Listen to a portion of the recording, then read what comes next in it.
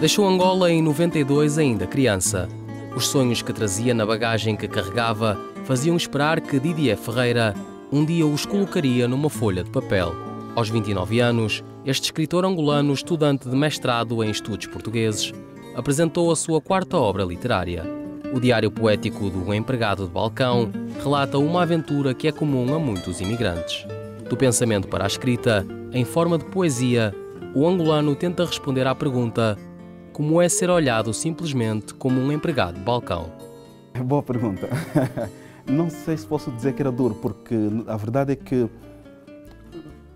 eu, enquanto trabalhei como empregado de balcão cá em Lisboa, por exemplo, talvez fosse, porque sentia uma certa discriminação, ou pelo menos um juízo a priori, não é? Em que, no fundo, quase as pessoas olhavam para mim como se fosse um empregado de balcão, portanto é alguém que não conseguiu estudar. E a verdade é que eu sempre estive a estudar. E isso gerava um certo desconforto, é verdade. Quando depois eu estou no Algarve, eu penso que a grande vantagem do Algarve é essa. Nós trabalhávamos com um cliente vindo de fora, holandeses, alemães, ingleses, angolanos, havia muitos angolanos, portugueses em Angola, por exemplo. E nesse contexto foi bastante diferente, porque eu tive, inclusive, como portanto, alguém que está a coordenar uma equipa, como responsável do bar que eu tinha, aí eu tinha muito mais tempo para conversar com as pessoas.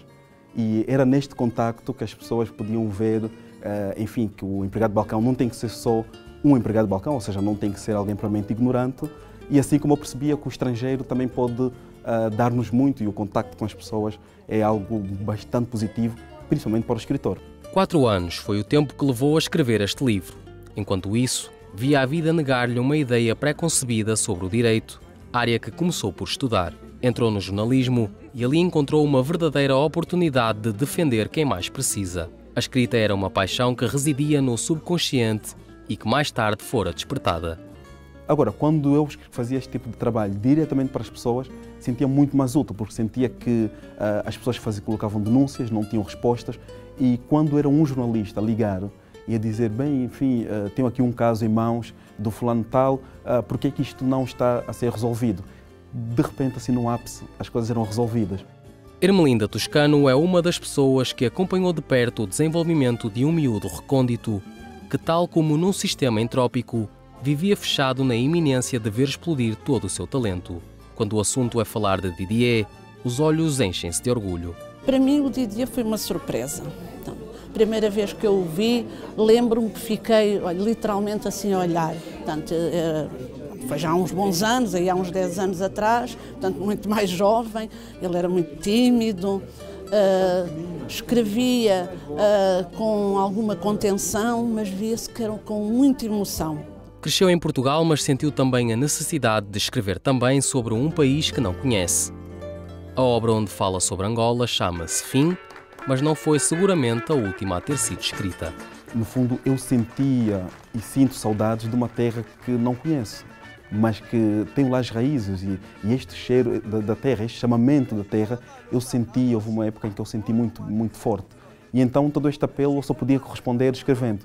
E escrevi realmente este caderno de poesia, em que tem vários poemas virados para Angola, no caso, inclusive um deles, que foi o que mais me marcou, que foi a simulação de uma carta, uma resposta à Mãe África, no caso, a Mãe Angola, a minha terra, como se a minha mãe, país Angola, me chamasse e eu lhe escrevesse uma carta em resposta. E, portanto, chama-se Fim, porque realmente foi o fim de um ciclo, que eu percebi que todas as minhas dúvidas precisavam de ter um fechamento. E este fim das minhas dúvidas só poderia ser feito com introspeção. O escritor angolano promete não parar por aqui. Aliás, está ainda no começo. Didier prepara a tese de mestrado e recorre à literatura de diversos países. Portugal é um deles, mas Didier não descura a literatura angolana. E nesse sentido encontro em Angola Onjaki e em Portugal encontro o Mário de Sá Carneiro.